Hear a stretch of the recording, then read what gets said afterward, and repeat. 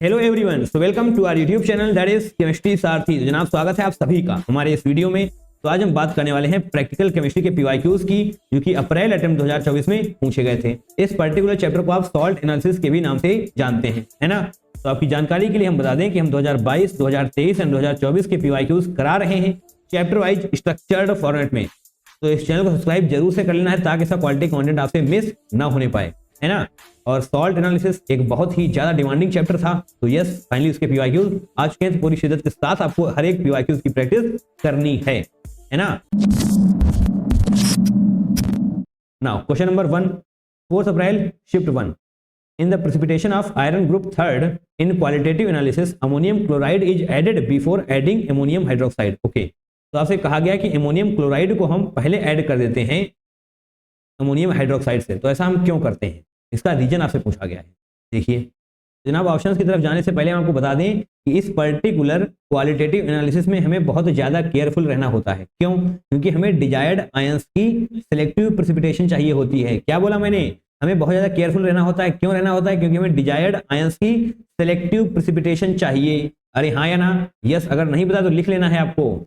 और इसीलिए हम अमोनियम क्लोराइड को पहले ऐड करते हैं अमोनियम हाइड्रोक्साइड से, ताकि हम कंट्रोल बढ़िया तरीके से कर पाए, है ना। तो ऑप्शन की तरफ जाइए, आपको सब कुछ समझ में आ जाने वाला है। देखिए पहला ऑप्शन क्या है, increasing concentration of Cl negative ions. तो ये जो है ना थोड़ा बहुत सही है, पर भैया ये प्राइमरी रीजन नहीं है। ये प्राइमरी रीजन नहीं है। इसके लिए अमोनियम क्लोराइड को हम अमोनियम हाइड्रोक्साइड से पहले ऐड करते हैं, इसका ये प्राइमरी रीजन नहीं है। क्योंकि हमें at the end OH negative ions को रेगुलेट करना है। OH नेगेटिव आयंस को रेगुलेट करना है। तो भैया जो आप पहला वाला देख रहे हैं ना, वो परफेक्ट नहीं है। इसके लिए ये वाला गलत हो जाएगा इसी वजह से, है ना। Increasing concentration of Cl negative ions सही नहीं होगा। अब सेकंड पर आइए, increasing concentration of NH4 ions. NH4 ions की कंसंट्रेशन कैसे बढ़ेगी? कहां पर लिखा हुआ है? अमोनियम क्लोराइड, ये है अमोनियम क्लोराइड। जैसे ही आप बढ़ाते हैं तो डेफिनेटली NH4 आयंस की कंसंट्रेशन बढ़ने वाली है। तो ये भी बहुत अच्छा काम तो नहीं कर पाएगा, है ना, राइट। तो ये भी गलत हो जाने वाला है। ठीक है, थोड़ा थोड़ा समझ में आ रहा है, अच्छी बात है। पूरा समझेंगे तो थोड़ा थोड़ा समझ में आएगा, है ना। थर्ड को देखिए, prevent interference by phosphate ion. नहीं, फॉस्फेट आयन से तो हमें कोई लेना देना है ही नहीं। फॉस्फेट आयन से तो हमें कोई मतलब ही नहीं है। ये वाला सही हो जाएगा। कैसे? Decrease concentration of OH negative ions. ये ऑप्शन सही होने वाला है। और सही क्यों होगा? देखिए बहुत ध्यान से समझना है आपको। व्हाइट पेन तुम ले नहीं सकते यहाँ पे, है ना, व्हाइट स्क्रीन है हमारी। जब आप OH नेगेटिव आयंस की कंसंट्रेशन को डिक्रीज करते हैं तो क्या करता है? ये मेटल हाइड्रोक्साइड के प्रीमेच्योर प्रिसिपिटेशन को रोक देता है। अरे हाँ या ना? लिख लेना है आपको। ऑप्शन नंबर 4 बिल्कुल सही है। क्यों सही है? जब आप OH नेगेटिव आयंस की कंसंट्रेशन को कम करते हैं तो मेटल हाइड्रोक्साइड के प्रीमेच्योर प्रेसिपिटेशन को ये रोक देता है। It prevents premature precipitation of metal hydroxide, right. Clear है? समझ में आ रहा है? क्लियर है ना? इसीलिए हम decrease concentration of OH negative ions को प्रेफर करते हैं, क्योंकि हमें एट द एंड कंट्रोल पूरा बना के रखना है और ये चीज हमें हेल्प करती है इसमें। क्लियर बात है? थोड़ा थोड़ा समझ में आया? दोबारा से अगर देखेंगे तो चीजें ज्यादा समझ में आएंगी, है ना। चलिए, अगर रिवीजन वीडियोस आप हमारे देखेंगे, हालांकि अभी तक हमने बनाया नहीं है, थोड़े दिनों में ही बन जाने वाला है। 15-20 दिन में रिवीजन वीडियो सॉल्ट एनालिसिस का आपको मिल जाने वाला है। जब आप उस रिवीजन वीडियो को देखेंगे तो सब कुछ क्रिस्टल क्लियर हो जाएगा।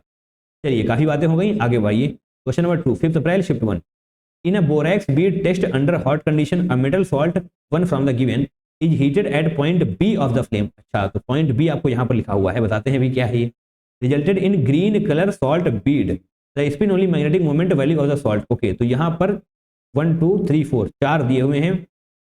चलिए, आपको ये पता होना चाहिए A, यहाँ पर A पॉइंट ये वाला है, दिखाई दे रहा ना, यही है A, और B वाला नीचे वाला है ना। तो A कौन सा है? Oxidizing part. ये भैया फ्लेम है ना, ये फ्लेम है। ए क्या है? Oxidizing part of the flame, oxidizing part, है ना। और बी क्या है? बी है हमारा रिड्यूसिंग पार्ट। अरे हाँ या ना? बी क्या है? Reducing part. तो आपसे क्या कहा गया है? Heated at point B of the flame, obviously, यानी कि रिड्यूसिंग पार्ट पर हम इसको हीट कर रहे हैं। Resulted in green colour salt Beed, green colour salt Beed. Okay, तो इसका मतलब हो जाने वाला है Fe3+, है ना। Fe3+ के केस में ही आपको ग्रीन कलर सॉल्ट बीड मिलने वाली है। अगर ए पर हम इसको लेकर जाएंगे तो येलो कलर मिल जाने वाला है। अरे हाँ या ना? नहीं भी पता है तभी कोई बात नहीं, इस क्वेश्चन को आप फिर भी क्रैक कर सकते हैं, क्योंकि यहाँ पर आपसे सिर्फ और सिर्फ बी के बारे में पूछा गया है ना। Fe3+, तो आपसे पूछा गया है the spin only magnetic moment value of the salt. ओहो, यानी कि Fe3+ के इलेक्ट्रॉन्स काउंट करने पड़ेंगे हमको, unpaired electrons. Fe D and block का याद आनी चाहिए आपको, है ना, डी एंड ब्लॉक की याद आ जानी चाहिए आपको। Fe3+ तो इसका हमें स्पिन ओनली मैग्नेटिक मोमेंट निकालना है, यानी कि unpaired electrons, number of unpaired electrons हमें पता होनी चाहिए, रेड पेन ही ले लेंगे। Fe इसका एटॉमिक नंबर ये आपको दिया हुआ है, नहीं दिया था तभी आपको पता होना चाहिए, 26 है। ओके, तो आयरन की इलेक्ट्रॉनिक कन्फिग्रेशन क्या होती है, वैसे तो आपको पता होनी चाहिए पर नहीं पता तो लिख देंगे हम 4s2 3d6, है ना। Fe3+ के केस में क्या हो जाएगी, ये दोनों इलेक्ट्रॉन s ऑर्बिटल से जाने वाले हैं, एक d ऑर्बिटल से जाएगा, दैट मींस 3d5। अरे हाँ है ना, एंड ये 5 के 5 इलेक्ट्रॉन अनपेयर्ड होते हैं। क्लियर है, अगर 5 के 5 इलेक्ट्रॉन अनपेयर्ड हैं तो बताइए मैग्नेटिक मोमेंट क्या हो जाने वाला है, n+5 आपने पढ़ा है, 5 इलेक्ट्रॉन अनपेयर्ड हैं, दैट मींस 5 × 7 आप कर रहे होंगे, n+5 नहीं भैया n+2 होता है, यहाँ पर गलती हो गई है हमसे, हालांकि ये सब बातें आप पकड़ सकते हैं, n+2 5 × 7 आप करेंगे तो √35 आएगा, इसको आप सॉल्व करेंगे 35 आएगा भैया, √35 इसको आप सॉल्व करेंगे तो 5.92 के समथिंग, यानी कि 6 आप लिख पा रहे होंगे, तो 6 आपका करेक्ट आंसर हो जाने वाला है ना। बढ़िया लगा क्वेश्चन, कर सकते हैं डेफिनेटली, सॉल्ट एनालिसिस पढ़ना पड़ेगा तभी जाकर ऐसे क्वेश्चन हो पा रहे होंगे। नाउ आगे बढ़ते हैं, क्वेश्चन नंबर 3 को करते हैं। क्वेश्चन नंबर 3 6 अप्रैल शिफ्ट 1 में पूछा गया था, मैच लिस्ट 1 विद लिस्ट 2। तो एक बार फिर से आपको वही टेबल याद करनी पड़ेगी, कौन सी, जो हमने 2023 वाले वीडियो में बताई हुई है। चलिए अभी यहाँ पर भी बताते हैं आपको। प्रिसिपिटेटिंग रिएजेंट एंड कंडीशन, तो यहाँ पर रिएजेंट एंड कंडीशन आपको दी हुई है, हमने क्या क्या याद कराया है आपको, एक तरफ हमने ग्रुप बनाया था, फिर हमने कैटायंस लिखे थे एंड फिर हमने रिएजेंट्स लिखे हुए थे, तो यहाँ पर ये रिएजेंट्स आपको दिए हुए हैं, है ना। लिस्ट 2 कैटायंस आपसे पूछे गए हैं, तो बताइए किस रिएजेंट का कहाँ पर यूज होने वाला है। अगर नहीं आता तो यहाँ पर साइड में आप टेबल देखेंगे, आपको सब कुछ क्लियर हो जाने वाला है ना। स्क्रीनशॉट आपको दिखा दिया जाएगा 2023 का। क्लियर है बात, यस। NH4Cl NH4OH का यूज हम करते हैं Al3+ के लिए, है ना। और ये Al3+ किस ग्रुप में होता है ये भी तो पता होना चाहिए, ये ग्रुप होता है 3, Al3+ थर्ड ग्रुप में होता है, इसके लिए ही हम इसका यूज कर रहे होते हैं। बी क्या है, NH4OH Na2CO3, इसका यूज हम करते हैं स्ट्रोंशियम में, और ये ग्रुप 4 में होता है, आपको ये याद होना चाहिए। इन रिएजेंट्स का यूज हम किस ग्रुप के कैटायंस के लिए कर रहे होते हैं। अरे हाँ या ना, यस, याद होना चाहिए। नहीं याद है तो टेबल देखिए, आपको सब कुछ क्लियर हो जाने वाला है ना। ओके, अब सी को देखते हैं, NH4OH NH4Cl H2S गैस, ये भैया Mn2+, यानी कि ये फर्स्ट ग्रुप में यूज होता है, फर्स्ट ग्रुप। तो लिखते भी तो जाए हम आंसर, ए क्या क्या हो जाएगा, थर्ड, एक का थर्ड हो जाएगा, बी का हो जाने वाला है फोर्थ, सी का हो जाएगा फर्स्ट एंड डी का हो जाएगा सेकेंड, है ना, यही तो बचा है। बिल्कुल, डाइल्यूट HCl Pb2+, ये भैया सेकेंड ग्रुप का होता है, तो सेकेंड ग्रुप आप लिख लेंगे, है ना। तो 3 4 1 2 कोई ऑप्शन है क्या, 3 4 1 2, अच्छा जी, तो ऑप्शन नंबर 1 ही आपका बिल्कुल सही है। अरे हाँ है ना, टेबल याद होगी तो कई क्वेश्चन हो सकते हैं। 2023 में आपसे 3 क्वेश्चन पूछे गए थे उस पर्टिकुलर टेबल पर, याद होनी चाहिए तभी काम बनेगा, अदरवाइज खा लिए जाएंगे आप। यहाँ पर 1 2 3 लिखा हुआ है तो नहीं, 2 3 4 होना चाहिए, मिसप्रिंट है थोड़ी सी, समझ सकते हैं इन चीज़ों को। नाउ क्वेश्चन नंबर 4 को देखिए, 6 April shift 2, during the detection of acidic radical present in a salt a student gets a pale yellow precipitate, colour याद होंगे तो बात बन जाएगी आपकी। A pale yellow precipitate soluble with difficulty, अच्छा सॉल्युबल विद डिफिकल्टी, सॉल्युबल तो है पर बड़ी मुश्किल से सॉल्युबल है, किसमें, NH4OH सॉल्यूशन में। When sodium carbonate extract was first acidified with dilute HNO3 and then AgNO3 solution was added, this indicate presence of, इतनी सारी इंफॉर्मेशन दे दी गई है कि हमारा दिमाग हिल गया पढ़ते पढ़ते, है ना। देखिए बाकी कुछ आपको समझ में आया हो या ना आया हो, पर ये जरूर आया होगा, पेल येलो प्रेसिपिटेट ये कहाँ पर बनती है। पेल येलो प्रेसिपिटेट का मतलब हो जाएगा AgBr। देखिए AgBr अगर आपको समझ में नहीं आया तो देखिए कहाँ पर ये PYQ पूछा गया है, जनवरी अटेम्प्ट 2024 में ये कलर्स वाले पूछे गए थे आपसे। देखिए AgBr दिखाई दे रहा है, AgBr हमने पेल येलो कलर बताया है इसका, और यहाँ पर पेल येलो कलर ही आपको दिया गया है। इंपॉर्टेंस कलरिंग की बहुत ज़्यादा है, आपको पढ़ने पड़ेंगे, याद करने पड़ेंगे, कोई और ऑप्शन आपके पास होगा नहीं, है ना। पेल येलो प्रेसिपिटेट AgBr की होती है, तो इसका मतलब Br निगेटिव वाला ऑप्शन सही हो जाएगा, है ना। ठीक है, समझते हैं, क्योंकि क्या लिखा हुआ है आपके पास, AgNO3 देख पा रहे हैं ना, and then AgNO3 solution was added. देखिए Br निगेटिव की जब आप रिएक्शन करवाने वाले हैं AgNO3 के साथ, तब जाकर के आपको AgBr मिल रहा होगा, है ना। AgBr जिसका कलर पेल येलो होता है, अभी भी थोड़ी देर पहले ही हमने आपको बताया, इस साइन का मतलब होता है PPT, है ना, और साथ में NO3 निगेटिव भी मिल जाएगा। क्लियर है, ठीक है, समझ में आया। और ये जो देख पा रहे हैं ना आप AgBr PPT, ये HNO3 में तो सॉल्युबल होती है, इसलिए यहाँ पर लिखा हुआ है HNO3 में सॉल्युबल है, बट पार्शियली सॉल्युबल होती है NH4OH में, इसीलिए यहाँ पर लिखा हुआ है soluble with difficulty in NH4OH। Difficulty यानी कि हल्का फुल्का सॉल्युबल होता है, बढ़िया तरीके से सॉल्युबल नहीं होता है। when sodium carbonate extract was first acidified with dilute HNO3 and then AgNO3 solution was added. Okay, this indicates presence of. तो यहाँ पर NH4OH के साथ भी इसकी रिएक्शन करवा ही देते हैं. AgBr plus NH4OH. Ag यहाँ पर रहेगा NH3 होल ट्वाइस होने वाला है ना. और यहाँ पर पॉजिटिव लगाने से बढ़िया है आप Br ऐसे लिख देंगे, है ना. पॉजिटिव भी लगा सकते हैं, Br हटाएंगे तो निगेटिव Br ना यहाँ पर पॉजिटिव छोड़कर जाने वाला है. तो जो ये कॉम्प्लेक्स है ना वही हल्का फुल्का सॉल्युबल होता है. ठीक है, यही आपसे पूछा गया है. तो फाइनली आपको ये पता होना चाहिए कि ब्रोमीन सही आंसर हो जाने वाला है. बाकी को समझ में आया हो या ना आया हो, बट आपको ये समझ में आना चाहिए. पेल येलो प्रेसिपिटेट AgBr तुरंत हिट करनी चाहिए, है ना. आगे बढ़ जाएं. चलिए क्वेश्चन नंबर 5 पर चलते हैं. 8 अप्रैल शिफ्ट 1 में पूछा गया है. क्या है जनाब ये? Okay, name of the test. तो यहाँ पर आपसे टेस्ट पूछ लिए गए हैं. Borax bead test, reaction sequence involve M is metal. तो यहाँ पर M का मतलब मेटल है. तो यहाँ पर आपको टेस्ट से डायरेक्ट रिएक्शंस को उठाकर दे दिया गया है. M मेटल है, ये आपको बता दिया गया. ओके, तो ठीक है, देखते हैं बोरेक्स बीड टेस्ट कहाँ पर होता है जनाब. बोरेक्स बीड टेस्ट आपको यहाँ पर देखने को मिलेगा.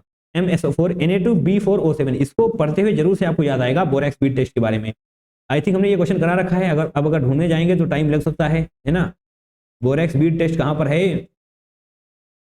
चलिए छोड़ते हैं, अगर ढूंढने जाएंगे तो टाइम लगने वाला है. हमने आज 2 साल के PYQs कराए हैं सॉल्ट एनालिसिस के, इसलिए हमको थोड़ा थोड़ा याद तो आ ही रहा है ना. चलिए, borax bead test MsO4 Na2B4O7 यही होने वाला है. यानी कि A का क्या हो जाएगा? थर्ड. A का भैया थर्ड हो जाने वाला है. क्लियर है बात? यस. चारकोल कैविटी टेस्ट के लिए ये होता है Na2CO3. आपको याद होना चाहिए. ये चीजें याद होंगी तो काम बन जाएगा आपका. MsO4 Na2CO3 इसको हीट करते हैं, then MCO3 further MO and then M यानी कि मेटल मिल जाता है हमें चारकोल कैविटी टेस्ट में. B का हो जाने वाला है फोर्थ. कोबाल्ट नाइट्रेट टेस्ट यहाँ पर तो भैया NO3 आपको नजर आना चाहिए. नजर आ रहा है ना. Cobalt nitrate test NO3 whole twice यानी कि C का फर्स्ट हो जाने वाला है. फ्लेम टेस्ट तो आपने कर ही रखा है. MCO3 MCl2 then M2 plus यानी कि सेकेंड वाला सही हो जाएगा. ये बातें याद होंगी तो काम बन जाएगा, नहीं याद होगी तो फंसा लिए जाओगे, है ना. याद करना पड़ेगा, कुछ चीजें याद ही करनी पड़ती हैं हमें. 3412 3412 34 नहीं, ये गलत हो जाएगा. 3412 होना चाहिए. 3412 ऑप्शन नंबर 2 आपका बिल्कुल सही होने वाला है. अच्छा, तो A का थर्ड तो सभी में है. अच्छा जी, A का थर्ड सभी में है. उनको भी पता था कि बोरेक्स बीड टेस्ट बच्चे याद करके आते हैं. चलिए आगे बढ़िए. एंड आज के सेशन का ये हमारा आई थिंक लास्ट क्वेश्चन है ना. Yes, question number 6. क्या है ये? Consider the following test for a group 4 cation. ओहो, ग्रुप 4 कैटायन. तो ग्रुप 4 के कैटायंस आपको याद होने चाहिए. नहीं याद है तो देखिए स्क्रीन पर ध्यान से. Nickel Ni2+, Zn2+, cobalt 2+, and last में क्या हो जाने वाला है? Mn2+. ये 4 होते हैं ग्रुप 4 में, है ना. टेबल याद है आपको? नहीं याद है तो याद कर लेंगे, जरूर से याद कर लेना है. तो इन चारों में से आपको ये देखना है कि M2 पॉजिटिव यानी कि इन चारों में से कुछ होगा मेटल. उसकी रिएक्शन आप करवा रहे हैं H2S के साथ, तो ब्लैक प्रेसिपिटेट बन रही है, उसी को हमने A बोला है. फर्दर हम A की रिएक्शन करवाते हैं एक्वा रेजिया के साथ, तो B बनता है along with NOCl sulphur and H2O. फिर फर्दर हम B की रिएक्शन करवाते हैं KNO2 एंड CH3COOH के साथ, तब जाकर हमें C मिलता है. एंड यही C आपसे पूछा गया है ना. इसी के बारे में आपसे पूछा गया है, इसका मैग्नेटिक मोमेंट पूछा गया है. तो एक बड़ा ही शानदार सा क्वेश्चन है ना. ऐसे क्वेश्चन अगर आपने पहले नहीं किए हैं तो होंगे नहीं, फिर फंस जाएंगे आप, है ना. तो ब्लैक प्रेसिपिटेट इन चारों में से किसके केस में बन सकती है भैया? कोबाल्ट सल्फाइड ना, COS. इस तरीके से ये होता है ब्लैक कलर का, black PPT. That means M2+ क्या होने वाला है? M2+ क्या होने वाला है? कोबाल्ट 2+, है ना. CO2+. इसकी रिएक्शन हम लिखते हैं, ध्यान से देखिएगा.